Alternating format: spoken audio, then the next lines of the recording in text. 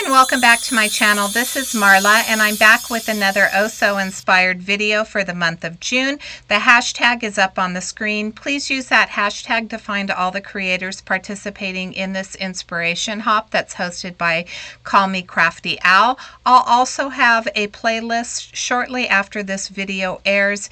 If the hashtag isn't working, you can use that. If you'd like to play along with us, we would love for you to do so. If you're inspired by something that you've seen in this hop, use the hashtag IWasOhSoInspired on your social media so that we can find your projects. Here's a look at our inspiration piece from Shea Moss. I will have all of her social media linked in the description box below.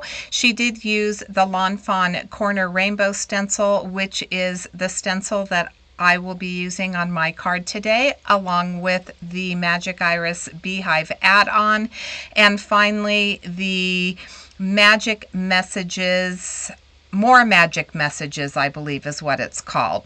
I do have a piece of white accent opaque cardstock that's been cut to 4 by 5 1/4 inches, and I've aligned the stencil in the upper left hand corner. I am going to begin with some Catherine Pooler inks. I have It's a Girl, and I'll start with that top blend. I loved the way that Shea's card had the rainbow colors kind of split up between the upper left hand corner and the bottom right hand corner. So I mimicked that using these beautiful party inks from Catherine Pooler, which are very vibrant. The orange that I used was called Orange Peel.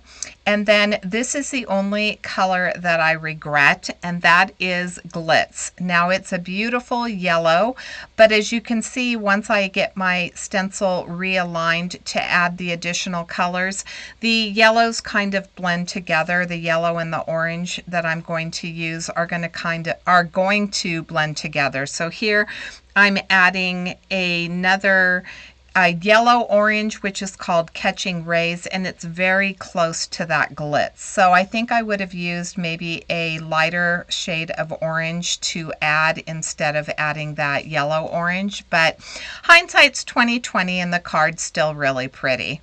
The final color that I added in that upper left hand corner is the beautiful Pucker Up, and now I've aligned my stencil in the bottom right hand corner.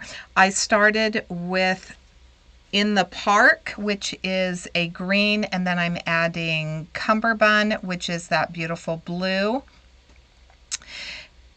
And once I get that blended, I'm going to add a purple, which is going to be Serenade.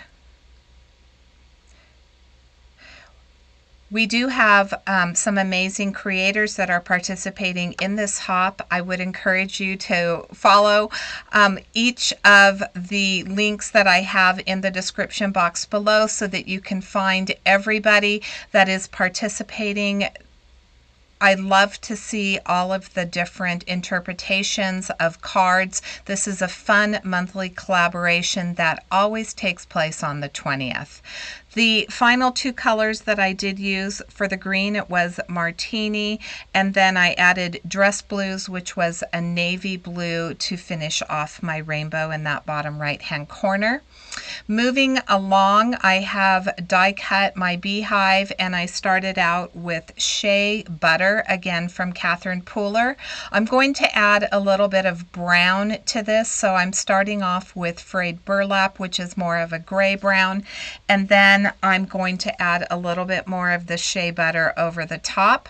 I'll bring in the circle from the center and add that Shea Butter, and then I wanted to add more of a red brown to this, and so I'm going to add on the outer edge of the circle Vintage Photo. I'll add it to the inner portion of the circle that's on the Beehive and a little bit on the outside edge, and then I'll blend it back out again with that Shea Butter. If you're not familiar with Catherine Pooler inks, they are absolutely beautiful. They are water reactive, so they do all of the same things that a distress ink would do. You can spatter water on them and you would get that nice little water splattered look. I just absolutely love the vibrant colors, as I mentioned before, in this party collection. This is the sentiment for my card. It does come from the More Magic Messages, I believe is what it's called. Everything that I've used will be linked in the description box below. I am inking up my sentiment using VersaFine Black Onyx ink, which is my favorite black ink to use. So as I mentioned, I did cut this to 4 by 5 1/4 inches. I've added some foam tape to the back, and now I'm going to adhere it to a top folding card base. And that's going to give me that 1/4 inch reveal all the way around and give me that nice dimension. I've also added foam tape to the back of my Beehive, and I have colored the accessory pieces off camera. So I did use a little bit of the Frayed Burlap and the Vintage Photo for the limb. And I did get a little bit of pink on my card. It transferred from my finger in that upper right hand corner, so I'm just using that twig to camouflage that. I'll remove the foam tape and we'll add our Beehive to the center, or to the limb.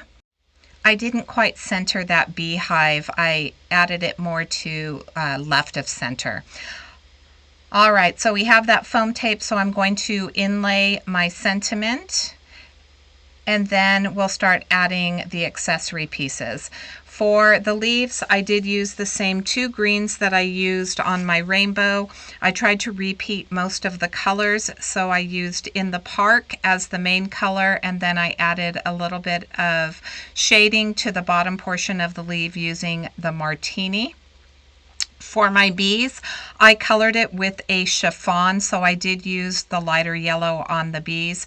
And then for the wings, I used the Cummerbund. For the black, I just pressed the body into the black onyx ink to give it that black body. Those are layering pieces, so I just layered the 2 die cuts together and added the wings. For the flowers, I used Pucker Up, which was the more vibrant of the pinks. I added 2 to the tree limb, and then I'm going to add 1 to the bottom right hand corner of my Beehive. And then I will add those little honeycombs. So those little tiny honeycombs, I'm going to use them kind of like sequins on my card. They do come as an accessory piece to the Beehive. Here I layered up the Beehive with a second layer because I wasn't sure if I was going to use foam tape or not. And then as I was putting the flowers and the leaves onto that bottom right hand corner, I realized that I'd never actually adhered it. So I went ahead and adhered it to the top layer, which was colored to the second layer. And then these are those little hexagons or honeycombs. I wasn't sure. I usually like to add odd numbers to my cards, but I felt like this 4th one just didn't quite balance right. So I'm going to move it down to the bottom, and I'll have 3 honeycombs at the top and 3 honeycombs at the bottom. And that will complete my card for today. So I want to thank you so much for joining me. I hope that you enjoyed this inspirational hop.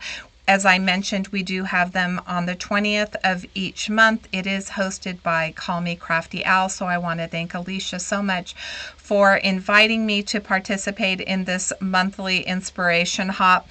Please make sure that you check out Shari Moss's Instagram and her blog posts. She is just an amazing creator and does some wonderful work for Lawn Fawn. Here's a close-up of the dimension, and until next time, I hope you have a fabulous day. Thanks so much for watching.